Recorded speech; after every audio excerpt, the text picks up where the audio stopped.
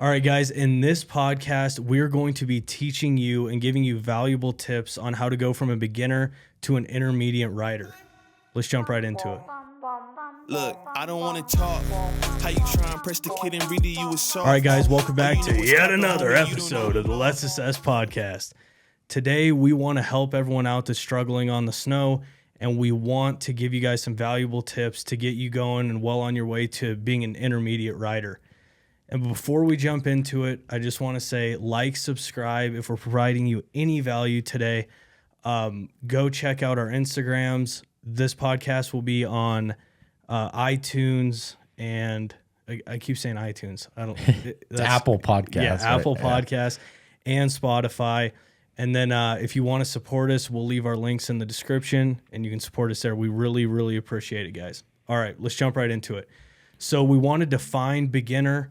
And maybe you are there, or maybe you're more towards an intermediate, but we're going to go over that, and then we're going to teach you how to get better. So these two are guides, so they can help everyone out. So let's break down what beginner is and what intermediate is. So what I view beginner to intermediate is like skill level wise. Beginner is like very entry level. You're introduced to mountain backcountry riding. You're now getting off the trail into flat meadows, deeper snow, and beginner is you're going to learn how to like powder carve. You're going to learn how to like just handle the sled in powder with no terrain and flat. And flat. Like when I say no terrain, I mean like no terrain, no hill, no anything. Like you are simply learning how to control a snowmobile, slow, controlled, and like without getting stuck, learning how to get unstuck, etc. Like not adding any difficulty to it really at all.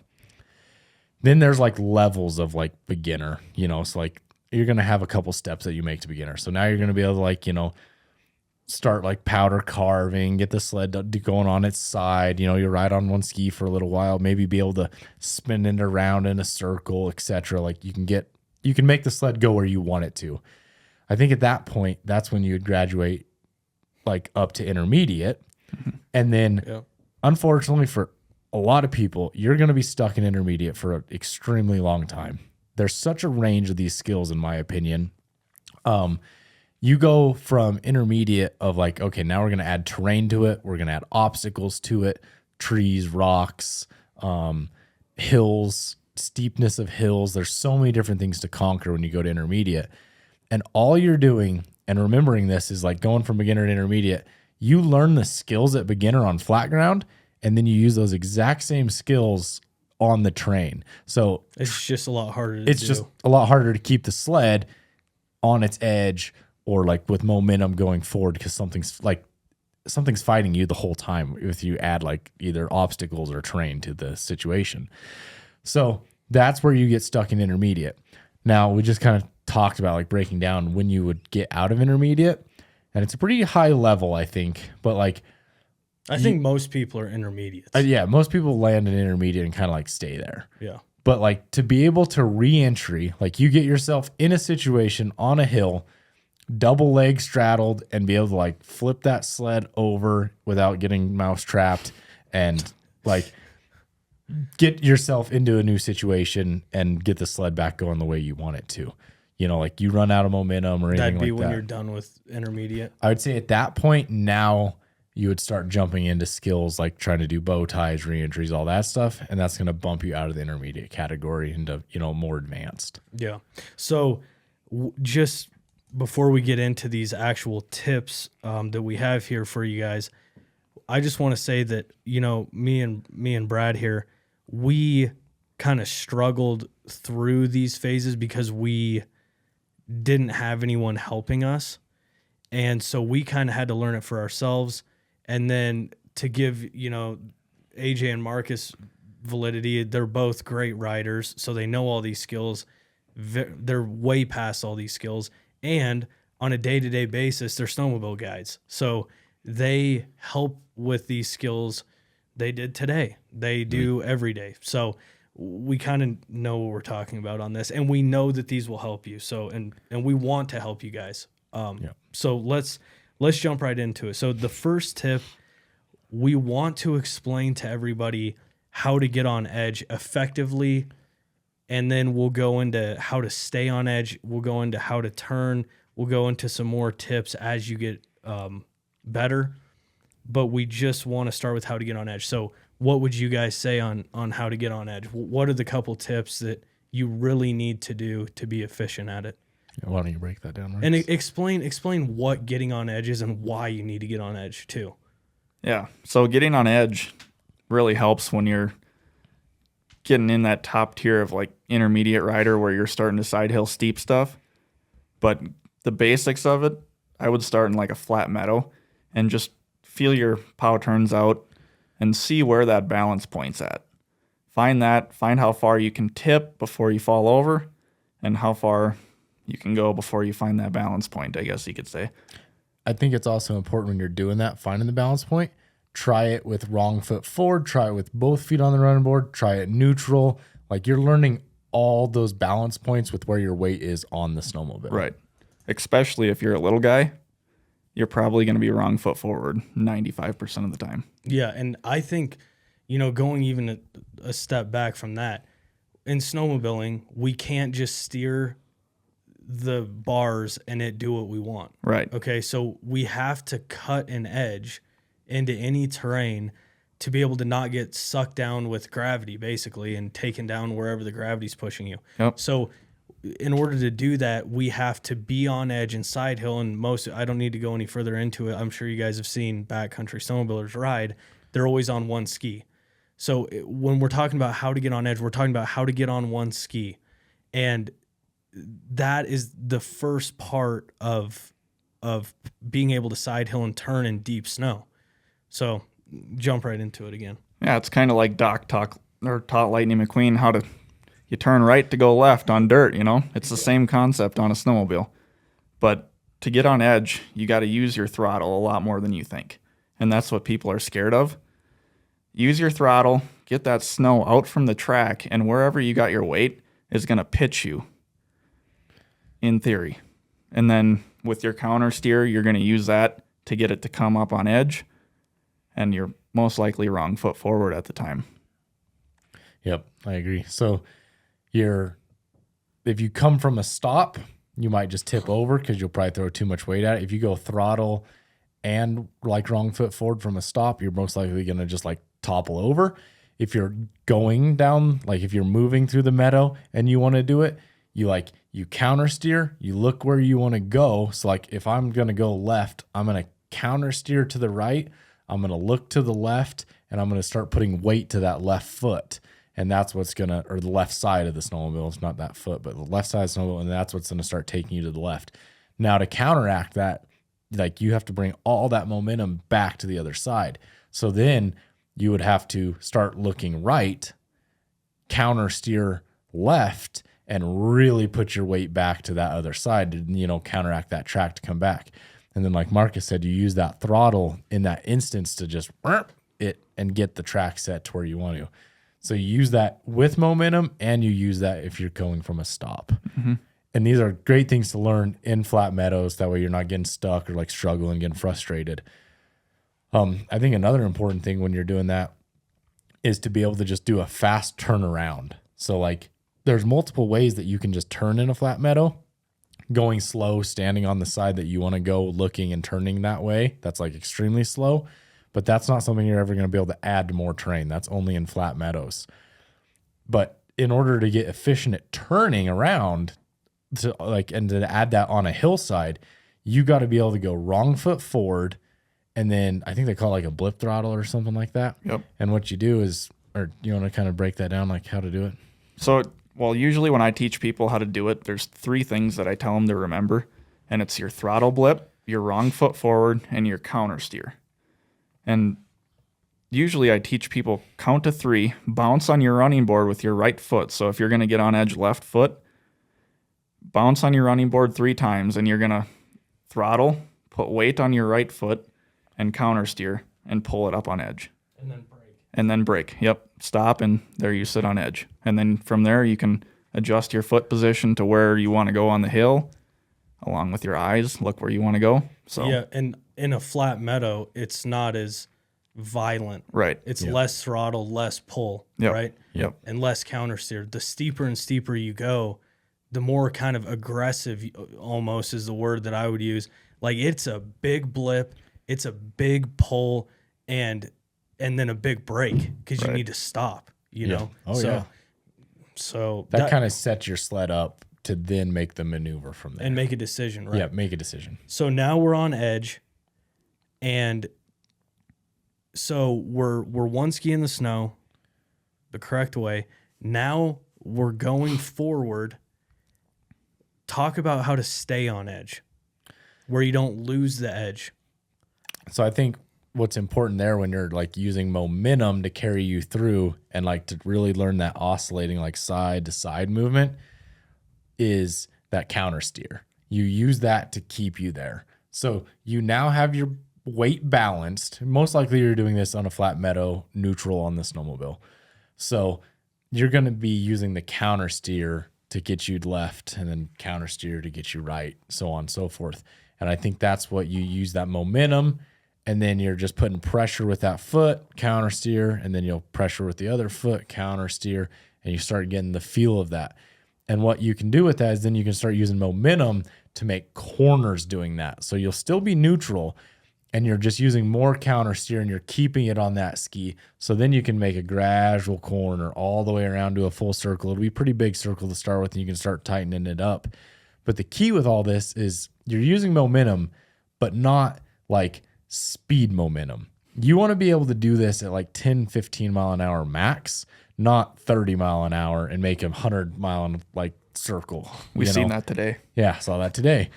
People, it's easy to stay on edge if you go fast because momentum really helps you, but you got to be able to learn balance with momentum. And then when you add, like, as you build your skill level, you use that slow technical, like, build up, I guess, to your skills to then hold you on edge. So that's why you want to learn these skills like at a slow speed. So momentum just helps keep you up, but you got to learn how to like control the snowmobile using the momentum like in a slow pace. Does that make sense? Yeah, really burn that technique into your brain before you start creating bad habits. Really use a counter steer, I think. Yeah, the counter steer is huge in it. Like you definitely use a lot of counter steer. And with that, you're going to tip over a lot because counter steer is a tricky thing to figure out. And that's why I think you start with the oscillating and then you start adding turns like to make full circles, and then you can start tightening it up and everything like that. But the key thing is the momentum. If you stop and like take breaks halfway in your corners and everything like that, every time you take off, that track does that little blip, and it's extremely hard for you to use that momentum to carry you around. So you want to use momentum to your favor, just don't overuse it. I bet everybody that comes through at beginner level at powder bound ends up like banking on the throttle to get them through it. And it's like, it's good that you're not afraid of the throttle because you need it, but let's slow it down a little bit. Let's build some skills here, or else. Yeah, it kind of seems like I guess the more advanced you get, the better you can do these skills at a really slow pace. Yep. So once you get kind of familiar with that balance, kind of like you were talking about, Marcus, and being comfortable with kind of pushing it, you feel like you're about to tip, but you're not. Once you get that dialed in more, then you can kind of learn how to do everything a little bit slower. Right. And that's when it seems like kind of get it all down. Yeah, it seems like as an advanced rider, you end up doing things slow. Mm-hmm. Nothing is fast. Like I would say there's nothing I do on a daily basis that I'm like going over really 20, 25 mile an hour ever. Right. Unless you're climbing straight up the hill. If you're going straight up it, then yes. But otherwise, like every maneuver is slowed down, really practicing that skill and, not wrecking stuff. Like there's a lot of hazards out there, and that's a key to not wrecking yourself and the sled and hitting things. Dude, I mean, how many times have you seen a guy on a side hill and he starts losing the side hill? You know what I'm talking about. And he gets throttle, faster, faster, faster. And then he eventually loses it. And then it is a mess. Scott, we know you're listening to this. It happens. That's the go-to, right? Like Yeah. the worst thing you want to do is like stop that momentum and like pull the brake and then reset and take off, because it takes a lot more effort and energy to do that. So that's what, like, immediately you're like, well, I can make it. I'll just go faster. Well, then you're doing 60 mile an hour towards a tree, and then your only option is more throttle, like, and pray, essentially. And with this, a lot of it keeping it on edge, in my opinion, especially when you start getting on more technical terrain, foot placement, dude. Yep. Foot placement's a big deal. Like, and you can experiment with that. Yeah. I think the steeper you go, the more you have to put your foot in a different spot. Yeah. Right. I think that gets you into the intermediate category, like using foot placement. If you're riding in a meadow, beginner level, keep your foot very neutral on the running boards, very middle point, get very comfortable with your foot there, good rider triangle. And like, you can start messing with your foot, like put it all the way forward, put it all the way back, and see what it does. You're not going to see a lot of difference, I don't think, until you start adding terrain.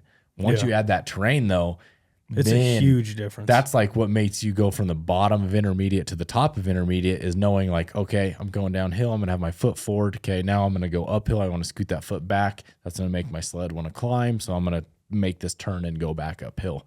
But all that is like, you do that with your feet placement. Like that whole and skill. it's muscle memory, once you get to that point. It's like, okay, I know. It's not like, okay, where should I put my foot right now? It's just like your foot just does it. Yeah. But it just takes a while to learn it. Right. Absolutely. And you see a lot of people that ride so tense, like Yeah. a beginner, probably midway through that beginner stage, people are also tense. They don't want to move on the sled. Just let it float under you. Ride loose, get comfortable with it before you're trying to do stuff that's out of your comfort And a lot zone. of beginners on that point, I see like they're stiff. Yep. So it looks like they're sitting in a chair. Yep. You know what I'm saying? Their Butt arms are back, fully extended. arms extended, Yeah. Yep. They're not like over the front of the sled or loose, letting that sled move. It's just like locked up, Right. sitting on a rocking chair and just hoping that the sled goes where you want. Bend at your knees, not your butt. Yeah. Have your friend take a picture of you riding, and if you look uncomfortable in the picture, then you're probably uncomfortable riding. Yeah. And that's what you need to change. You need to loosen up that feel, just like Mark said. That's a great point. Like, be loose on it, let it float under you, and tuck that butt in. Yep. That's a big one. So tips, Brad, you got any tips on turning? So now we're on edge, we're going straight, and we can kind of feel our edge. We're not losing the edge. When it comes to turning, what advice would you give to a beginner? Anything? I think a lot of it is just repetition. I mean, you can look into the technique all you want, but until you get out there on the snow and get around some people that know what they're doing, kind of like you guys that can help them. Yeah. Just repetition, just learning how to go left, learning how to go right. They feel very different. It's a lot easier going left for most people than going right. So it's just burning the repetition into your mind of kind of the muscle memory. And then you get to the point where you're not thinking about what input you're giving the sled. You're thinking, 5-10 seconds ahead, looking at the Right. looking at the terrain coming at you. So it's just baby steps. But I think just like a lot of things, the more you do it, the better you're going to get at it. Yep. Agreed. You're going to tip over. You're going to tip over a lot. You're going to tip over a lot. And I think the biggest thing is like, go into it with a plan. I'm going to make a turn, and I'm going to make all the way around before I stop. I think a lot of people get halfway and they're like, oh, I didn't expect to make it this far. What do I do now? So just like you're saying, doing those reps, getting good at it, like, have a full plan. I'm going to do a full 360 here, and then I'm going to go that way. Okay, now I'm going into it, and I already know what I'm going to do. I just got to go execute the skill. Yeah, dude, and having a plan, like something that I remember when I was like learning all this, when I really took a jump as a rider was when it like something clicked in my head, and I was like, okay, I need to be, again, I'm going to use the word aggressive and make the sled what I want it to do. Yeah. Like the sled, when you're beginning, it seems to have a mind of its own. It doesn't, but it seems to, because it is solely reliant to what terrain it's on. Yep. If the hill's going right into a creek, that snowmobile is going to take the path of least resistance. If you don't make it do something else and go straight into the creek. So you need to like, This is what I see. This is an example that exhilarates or exemplifies it. You have a guy on a side hill, right? And you're just sitting there watching him. And he's trying to go up, side hill up. He loses the side hill, so he goes down. And he's okay with it. And then he can't really go left because his sled's kind of pointed right when he gets down. So then he goes right. And then he gets further down. And he, you know, oh gosh, I'm stuck. Like there's walls on each side. I'm just going to keep going straight. He's just going on the path of least resistance. Yeah. He's not saying, I'm not going to let the sled do that. I am going to, it's like almost like buck up and get aggressive and make the sled. Don't be scared, as hard as it is to not be scared when you're beginning. Make the sled do what you want. You have to give the sled the input to make it do that. Otherwise, like you said, it just follows the train. Yeah. It just goes on the easiest path for it to get to the bottom. Yep. Gravity. And it's the same thing. It's like, it's the same example of like when they're going faster and faster and faster. It's almost like you want to stop and hit it and say, no, do not go down the hill. Yeah. You're going to go this way and make it go that way. Yep. You know, instead of just, we'll go faster and faster and faster. And eventually it ends up in the rhubarb. You know, Yep. We all know that. So, Yep. Any more tips on how to turn, or should we jump to the next thing? I think that pretty well covers it. I think you use a lot of all the stuff that we talked previously to get you to the turns. Yeah. And that's why you would do that after that. So you build a base with those skills of learning how to powder carve, how to stay on one ski, etc. And then that's when the turns start coming to you naturally. And then that's when you just practice it, use momentum, carry you around through the whole thing, etc. Have a plan. Yeah.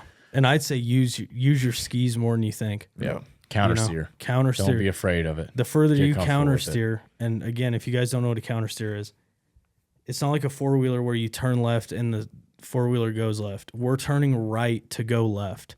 Be like if you're drifting a 4-wheeler. Yeah. Yep. Yeah. And this only works in powder. If Yeah, you're on not on hard the trail. snow or old tracked out stuff, this will not work for you. Yeah. So you have to be in soft powdery snow for this to work. Yeah. Okay. Yeah. Next topic. So now we can turn somewhat. We've worked on it. Yep. Now we're going to talk about momentum. And with momentum, I want you guys to talk about your eyes to allow more momentum. So go ahead. So yeah, like we kind of touched on a little bit before, slower speeds, you're going to be that 10, 15 mile an hour range, and throttle control starts coming into a factor now. You want momentum to carry you through things. So in order to do that, you have to have a nice steady throttle. If you're blipping the throttle all the time, what's that do? And it sets the track in a different way. Wherever your weight's out on the sled, it's going to like set the track up how you may not want it or how you do want it. But if you have a nice steady throttle, then you can use that momentum that the sled's already built up and you can just carry yourself through it. So if you're going into a corner and you just go like, okay, I'm going to have 4,000 RPMs and just all the way around, then you're using that momentum and it's carrying you through it. If you're going into it and you're like blipping the throttle and really aggressive, that's going to upset the chassis and like it's going to be much harder for you to make the corner. Mm-hmm. It goes into the same going from beginner to intermediate. Like, okay, I'm going to climb this hill or side hill across this hill. I'm going to use my momentum to get me through it. If you stop on it, now you need to like go downhill and get momentum back to carry you through it. So going into it with a plan, using your eyes, looking forward, knowing exactly what you want to do, and then having that steady, consistent throttle, it'll just carry you through whatever it is, whether it's side hilling, climbing, turning, anything like that. Yeah, and if you think about it, 90% of stucks are because you didn't have enough momentum. Yep. Yep. And it's like we were talking before, we saw it yesterday. You're going uphill, you start trenching, you lose momentum, and then bop, you're stuck. Yeah. Versus like momentum is so key, you'll start to learn that, okay, I'm feeling the sled lose momentum. I need to do something about it. Yeah. I can't just keep losing it, and then I'm stuck. I need to turn out. Yeah. I need to normally turn out. I mean, Normally, yeah. So Marcus just make is sure you have amazing momentum. at carrying momentum. Like, I've never seen a snowmobile so stuck in my life, but it's still just inching along. And then all of a sudden, Yeah. here he comes more, like it just pops out, but that's Yeah. because he gets it corrected and changes something, whether it's the weight off of the sled to let it start popping up, or whether it's getting it spun around to downhill, whatever that looks like to change it to get momentum back in your favor. Yep, a guy once smarter than I was taught me take the steepness out of the hill, use your throttle, don't let go of it, use the brake. So hold your throttle as long as you can, but use your brake to slow you down when you need it. And I wonder who that was that name dropped that to you. You'd know. One yeah. of the best. No, there's a reason I go through 5 sets of brake pads every winter. But yeah, you got 5 seconds to turn out when you're climbing up and you're stuck. You had all that time back there just to look to your left. That sled would have followed you. Does he chew Big Red? He doesn't chew Big Red. It's not. He's not a baseball player. Nope. Damn it. So yeah, I think momentum's a pretty big key thing. And I think momentum comes with the previous skills being comfortable with it. Yeah. You're not going to go into a meadow your first couple times out and be like, I'm comfortable enough to carry momentum. Yep. You know, it comes with being comfortable. Yep. With these things that we're talking about now, we are reaching like the top of beginner and like starting to dip our toes in intermediate, in my opinion. Like we are now like, we have these skills under our belt to where we can handle the snowmobile. We are now using momentum to carry us into object or like terrain objects. Trees. You're going to use momentum to hit a tree now. Yep. Yeah. Use that backwards. Yeah. I will say one thing on the eyes. Okay. Oh yeah. Dude, get your eyes up. When you're starting out, it's so like you do everything that's comfortable because you're so uncomfortable. Well, and things come at you fast. Yeah, but most beginners, they're looking right in front of the snowmobile. Yeah. Right at the ski tips. Yeah. Yep. So it's really hard to build momentum efficiently if your eyes are that close to the snowmobile. You need to get them up so then you can react to what's coming at you. Yeah. Agreed. How far do you think you're looking ahead? At least 100 foot? Probably 50 foot most 50 times. foot? Like if Okay. you're riding, well, an open meadow is different than if you're riding steep trees, obviously. Yeah. Yeah. You're not looking at your ski tips anyways, but an open meadow, I'd say probably 60, 70 feet. Yeah, and dude, your eyes are so crucial because this is such like they say this all the time, but it's like where you look, you'll go. Dude, I swear it's real. It's Yep. real. If you look at a tree, you're gonna bash that tree. Oh yeah. So Every time. yeah. I just can't get past it. Been there, done that. Yeah. Yep. You have anything to say? I think once you can kind of get a lot of those basics down, then yeah, I think once you progress in the intermediate rider scale, then you get to the point where you're not thinking about getting around this tree. You're thinking about what am I going to do up there after I already get around this. So until you get comfortable, it's so step by step. It's get it on edge, come around the tree, and then from there you're not quite sure what to do next. You don't have a route or a plan or anything. And once you get more comfortable, then you quit thinking about each and every little step, and you're already thinking about step 2 because step 1 you already know. Your mind muscle connection is just going to take over, and it's going to get you around the first tree, and then you start thinking about the second and third. So it's just getting more comfortable, getting more reps on the sled, and I think that's the biggest part of it. You can have the greatest game plan of how to get around that you want, but the more that you go out and do it and get stuck and hit trees and stuff, the quicker you're going to learn. Yep. And one more thing, I think a big part of it is riding with riders better than you. Yeah. Because they're Push yourself. Yeah, because they're it might be easy for them to get into a zone, but for you it's really hard. But eventually it's going to be easy for you too. Mm-hmm. So I think it's just getting out of your comfort zone is a lot of it. And a better rider can teach you and help you through some of those scenarios as well. Like Right. if they're not willing to help you, then maybe you need new friends or riding buddies. But like generally everybody is like willing to help a beginner, like learn some of these skills and teach them stuff. And like even if it's bad information, it's information to make you think when you're riding. So it's always good in my opinion. So like ride with someone better than you, you're going to get better guaranteed. Even if they take like Snapchat videos of you and post it on their story, Yeah. watch that and study how you're riding. You can learn a lot based off of And a watch video. better riders on YouTube, right? And see what Right. they're doing. Yeah. But I was going to say this. That's the thing that, I mean, I would say we're all good riders here. I know we are. But that's what is crazy about you is I'm not speaking for the other guys. I'll say me. No, you can speak for me. I know what you're going to say. Like we come around a tree and oh my gosh, there's another tree. And then it's like, freeze for a second. And we might be on something steep and gnarly and we get around, we get the sled up on edge perfectly. And then it's like, okay, there's a tree there, right? What you now have is being able to go in a millisecond. It takes me like 2 seconds, which sounds fast, but it gets you stuck sometimes. Yeah. The difference between me and you is you're a millisecond guy. Like in a millisecond, you can act on how to get the sled going the right way. So you come around the corner, you hop over, bam, there's another tree. You're the guy that in a millisecond can hammer the throttle, lift the front end out, and then come back the way you came. And I'm not saying that we can't do the move of getting it like a downhill hop over, but it's that millisecond that makes you not get on, that you get on, or keeps you unstuck. And with us, it's like stop,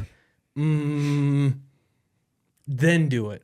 Right. And so the more and more technical terrain you get in, as it gets harder, your reaction time goes down and down and down for you to not get stuck. Yep. So like if you're in a meadow, you can just completely screw something up and get out of it, right? Yep. When you're in I guess I'll just call it Narville, your reaction time, if it's not really quick, not thinking about it, but actually doing it, you're stuck.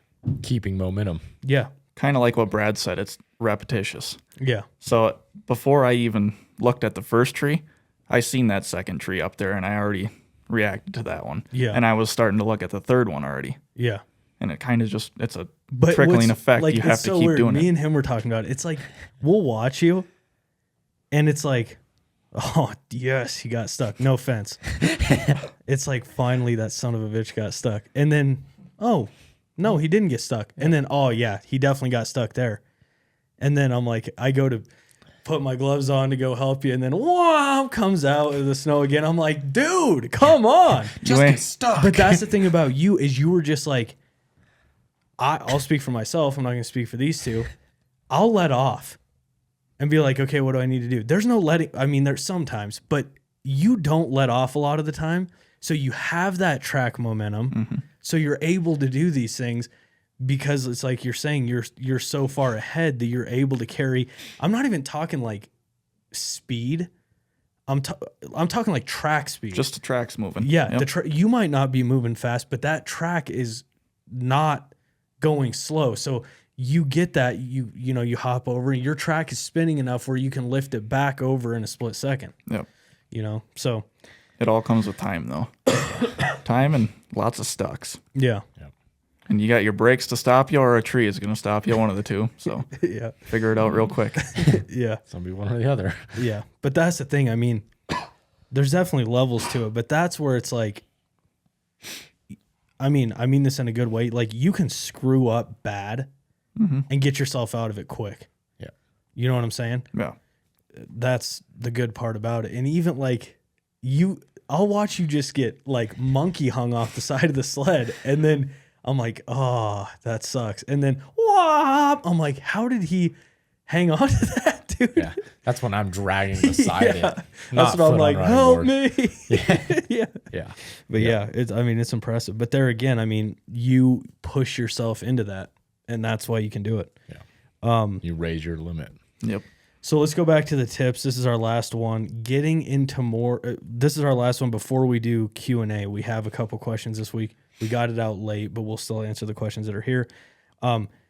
What would you say to the beginner riders that are, okay, now that are intermediate, what do they need to think about when getting into more technical terrain?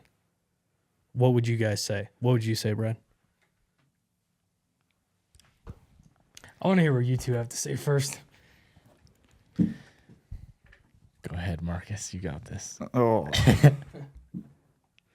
I would say, honestly, number one is keep your eyes up, because everybody looks at their ski tips, and that's the number one reason you're stuck.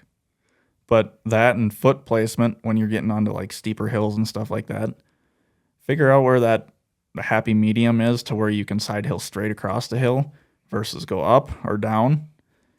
And I think you can teach yourself a lot based on them couple of things. I think a lot of people jump out of the meadow too soon Yeah. to the hill, and they don't have the skills ready for that, and that's when things get wrecked and they get hurt or sleds get hurt. Learn those skills where you can handle the sled and not cause chaos, and then start adding it to the train. So now that we're adding it to the train, I'm going to say you've already learned these skills properly in the meadow. Now you have to completely adapt those skills to the train. And that's where you want to do the same thing of, okay, I'm starting all the way at the bottom again. I'm going to learn how to hold my edge on the hillside. Now I'm going to learn how to pop it on its edge and just like get it there and hold it there and then walk it slowly. Now I want to make a turn on a hill. Now I need to learn how to like turn out or turn downhill, whatever that turn looks like. You got to learn both.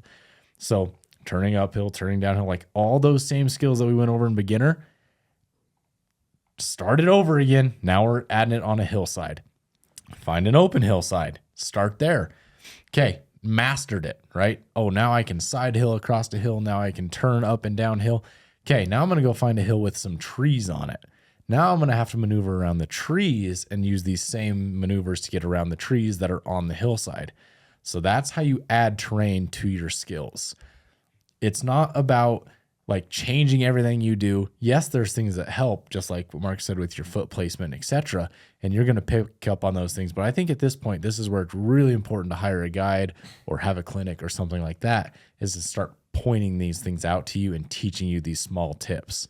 It's extremely hard to explain on a podcast what you would have to do, because your size, your snowmobile, everything has so many factors into that. You might be in this, like the how steep the slope is. Everything has so many factors into it. That's what you have to learn, and you just add the reps to it. And then, but finding yourself in the terrain is the first step.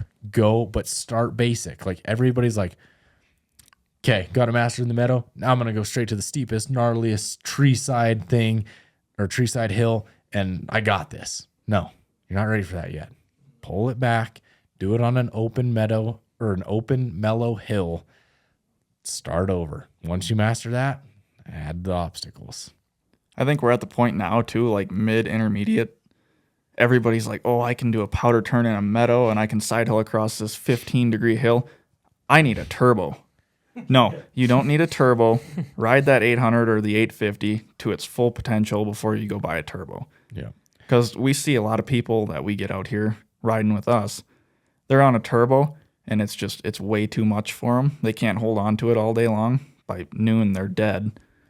And it's just, yeah. And everything moves faster on a turbo. Right. Like everything. Obviously, it'll go faster. Yeah. It'll build track speed faster. But not only that, it comes out of the snow faster. Yeah. So instead of you just going up this hill and you're running out of momentum and then you give her more onion, give her more onion, give her more onion, it's like on a turbo, it's going, oh, I'm running out of momentum, hammer it, and it comes out of the snow. Yeah. And that's obviously for beginners, it's not fun, but the bigger thing is it's dangerous. Yep. Because you're not expecting that. Right. I remember when I got on a turbo and I had rode for 4 years, way more than 4 years, but 4 years of like actually mountain riding, like trying to learn the mountain thing. I'd rode for 10 years. Yeah. 9 years before that. Dude, I had to relearn to ride and the technical stuff because I would give it the same amount of throttle and I'm 4 feet ahead of where I was before, or 4 feet higher in the air. My skis were 4 feet higher in the air. Things come at you faster. Way faster. And it's not, I've said that and then people are like, oh yeah, but it helps you get unstuck. It's like, but you get stuck so much more Yeah. because instead of just finding that trench and being able to get your skis downhill, you hammer one of those. I can speak for mine. They come straight out of the snow. There's no like turning downhill. It's either you re-entry or bow tie, or you're mouse trapped. Yeah. You know. Yep. 100%. Anything else? I think I'd say I like your point. Take it slow. take it slow. People do not do that. I Yep. didn't do that because I didn't know. Dude, we take the old 500 fan cool down into some just gnarly suck it. Dude, we'd end up so messed up. We'd have to wait for somebody to come get us. I think Yeah. I think something I'd like to iterate into this now is this is the point too where people are like adding terrain to their skills that they think I'm ready to do bow ties, Yes. re-entries. Like it's time to have fun with this. I got to look good on Instagram. Yeah. You're not ready yet. Dude, Like, I've rode with people that their first day, I swear, their first day, they're like, I'm not leaving this mountain until I get a bow tie.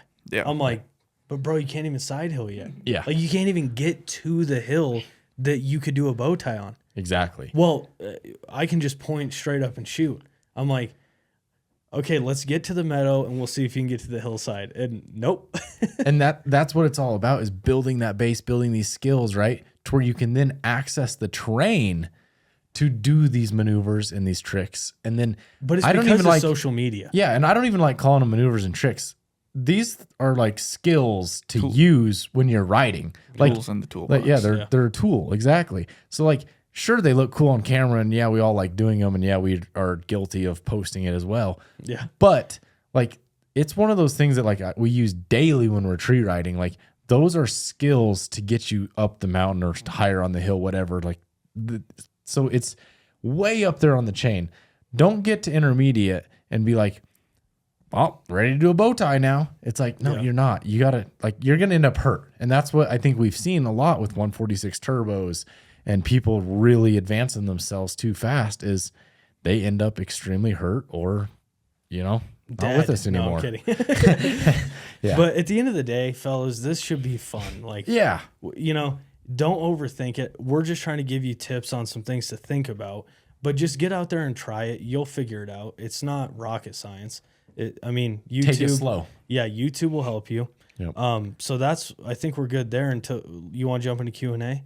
All right, before we dive into Q&A, this podcast is brought to you by our two sponsors. First one, Blackbird. Blackbird is a merch company that supports the channel, that supports our Instagram, that allows us to bring you beautiful videos like this. Go get yourself a t-shirt, go get yourself a hoodie or a hat. We really appreciate the support. We'll touch on this in Q&A even more. We have a new merch drop coming very soon. Merch is hot off the press this week, and we'll be releasing it to you lovely people very soon. The next sponsor of this podcast is Powderbound Adventures. You are looking at the two guides and owners of Powderbound Adventures now. I don't know how we haven't thought of this, but we are going to run some sponsor ads here in the podcast. So we've got snow, we've got snowmobiles, we've got gear. You can fly in and come ride with us. You can bring your own sleds and ride with us. We can do clinics. We can make whatever work for you guys to fit you.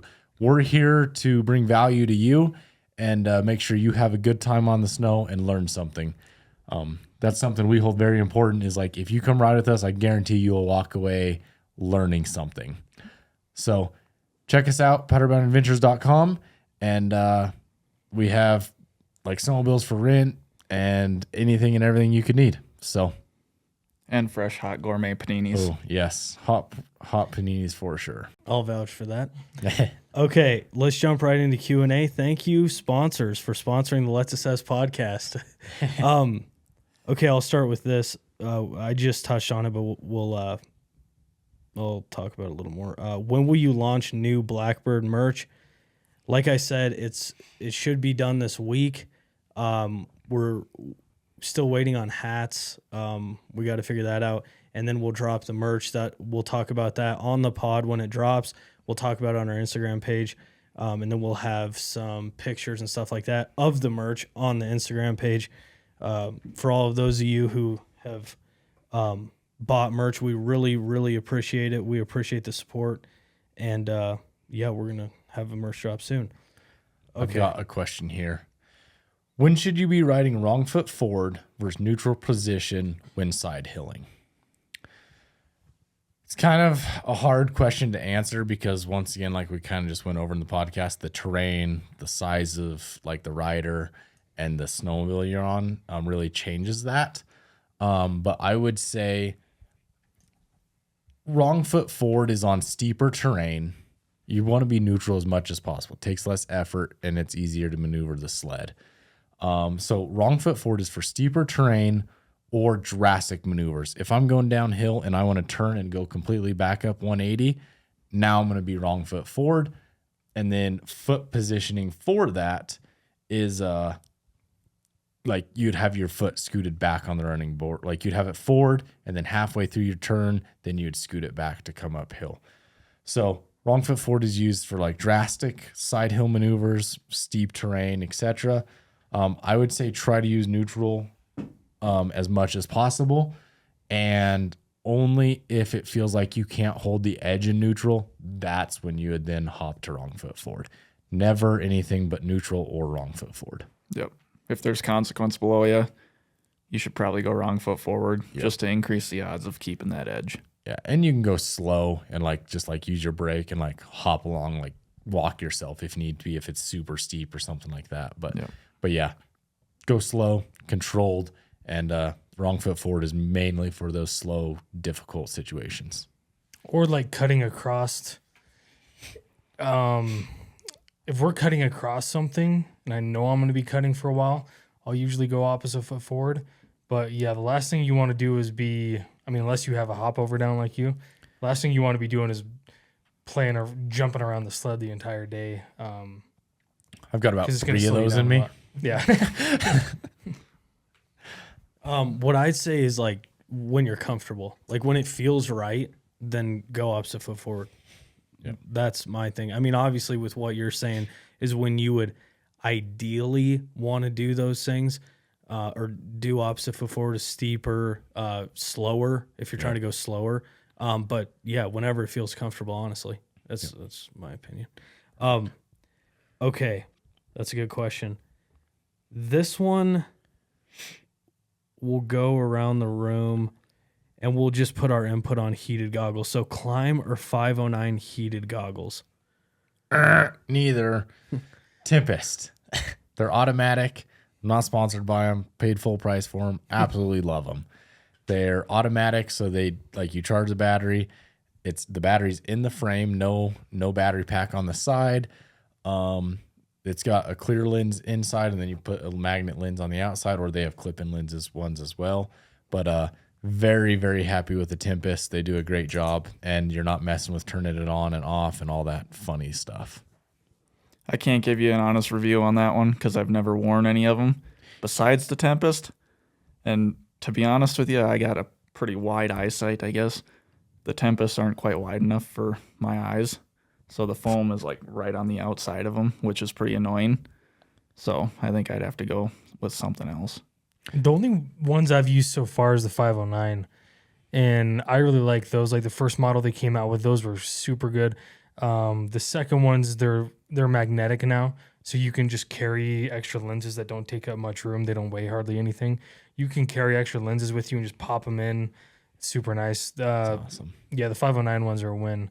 I can't speak for the rest though. So yeah, I'd say I'm a guy that has to have heated goggles anytime I'm doing anything technical. I get hot and my goggles fog every single technical thing. The only way it won't is if it's warm outside and there's sun, but which seems to be kind of rare in Colorado. I mean, this year it's every day. This year, but not normal. Yeah. So I'm a big heated goggles guy, huge heated goggles guy, and I've never ran anything other than the 509. Sinister, I'm running the Sinister X7s right now. I love for those of you who listen to the podcast all the time, you know that I'm limited on space with all the cameras and drone and everything that I carry. So what's nice is I charge my battery. I have a magnetic low light lens and a magnetic highlight lens that I carry with me. I'm just carrying a lens, not a full set of goggles. The battery lasts all day, and I'm pretty happy with those. I don't even know they're heated. They feel the same as a non-heated goggle. I can't tell the weight. Okay. Does a softer front rear suspension help with side hilling? Sway bars disconnect? ? Front rear suspension? Does a softer front or rear suspension help with side hilling? Okay. Okay, this is my opinion. I like suspension a little on the stiff side, but what I will say is the softer the suspension is, the easier, especially front track shocks, the easier it is to get on edge. So I would say, yes, softening front suspension, front ski shocks will help you get on edge easier. The thing I don't like about them is if they're too soft, they don't want to come back enough. And I really noticed that with like Fox shocks. So if they're too soft, they come up really easy, but I can't get them to go back as easy. So I like to run mine, I wouldn't say soft, I'd say medium. And then when it comes to rear suspension, do we need to do a suspension podcast? We've dropped the ball on this. When it comes to rear suspension, I run. Would you guys say that rear suspension helps with side hilling? Soft front track shock gets you up on Yeah, but like when it actually comes to the act of like side hilling. I don't think it helps you in the side hilling really at all, but like it helps you stay up on the snow so it doesn't let you like get stuck if you're side hilling. And So we're yeah. talking rear. rear shocks. rear, yeah. If your rear center shock is like soft, it's going to help you get up on the snow Yeah. and not get stuck. Obviously, lockout in the rear is going to help you climb. But like if you have soft rear and soft center, it doesn't really. I don't think it really matters. I mean, side hilling really doesn't help much. I'd say soft front shocks is the only thing that maybe help you keep it on edge. Yeah, and for riding overall, all of them make a huge difference. But Yeah. for me, I like a stiffer setup sled. Actually, it's pretty stiff in the grand scheme of things, but that's what I prefer. You have anything to say, or you want to jump to the next? Yeah, I've always ran a little bit stiffer, I would say, just because I've always been probably heavier and a little stronger than I would say the average rider. So I kind of got used to his suspension setups, and so I just like a little bit stiffer. But I think a lot of it is just whatever you're comfortable with. So I don't mess with my suspension much, but I kind of just ride it. And for those of you watching on YouTube, we have a little bit of a camera malfunction, so the video will just be on us, and they're going to be talking. Okay, next question. We need to do a suspension podcast. Yeah, suspension podcast for sure. Yeah. Okay. Here's a question. As a 13-year-old snowmobile rider, I was wondering how to get noticed by you guys and climb. All right, you go, and then we'll just spin around the same thing. Okay.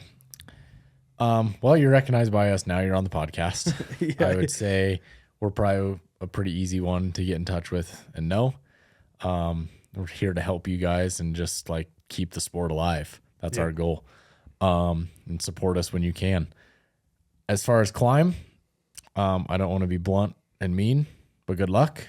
We've also tried and gotten blown off completely. So if someone from Climb's listening, reach out. Unfortunately, some of these big mega brands, they just really, it's super hard to get recognized, anything like that. They already have their people picked, and that's who they want. You got to do something outstanding to get noticed. Yeah. I mean, something really, really outstanding to get noticed. Big corporate companies like that are really hard to get in touch with. Yep. Yeah. Mom and pops, personal relationships, stuff like that.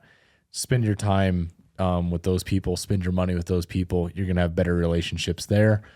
I would say if you're going after those big corporations like that, if you finally land a deal with them, you're probably going to be highly disappointed with what the deal is. Yeah, and okay, in general though, I would say to get recognized by brands, it's posting a lot of valuable content that people want to see, and therefore creating a following, and therefore being able to bring value to a brand. That's what I'd say. Like, You have to be able to sell product for them Yeah. in order for them to recognize so you. you need the platform to do that. And in the snowmobile industry right now, as far as I know, that's building a following on social media and kind of going from there.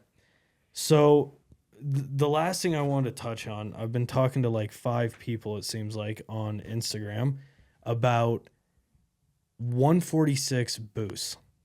Okay, I'm just going to touch on this real quick and then we'll be done.